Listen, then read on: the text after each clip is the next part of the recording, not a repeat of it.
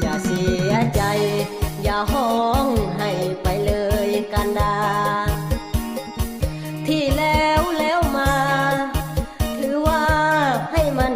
ผ่านไปมาตั้งมาก่ออย่าได้รอเวลานานไปให้น้องมาเริ่มต้นใหม่อย่าได้กำคืนน้ำตาเลิกซะน้องเลิกกับแฟนให้ได้มาเริ่มต้นใหม่อย่าเสียใจนำเรื่องผ่านมาอย่าเศร้าอย่ามองว่าน้องยังมีราคาอย่าคิดไปเลยน้องลาเจ้าเลิกแฟนมาอ้ายนี่ยังคอย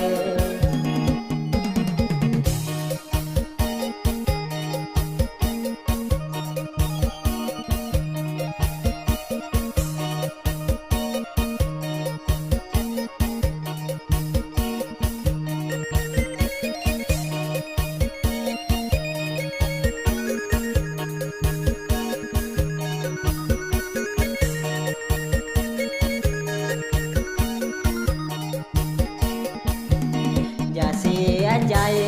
อย่าห้องให้ไปเลยกันดา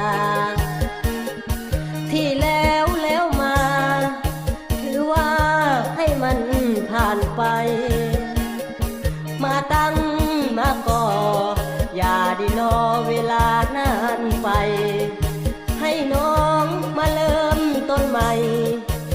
อย่าได้กำคืนน้ำตาเลิกซะน้องเลิกกับแฟนให้ได้มาเริ่มต้นใหม่อย่าเสียใจนำเรื่องผ่านมาอย่าเศร้าอย่ามองว่าน้องยังมีราคาอย่าคิดไปเลยน้องลาเจ้าเลิก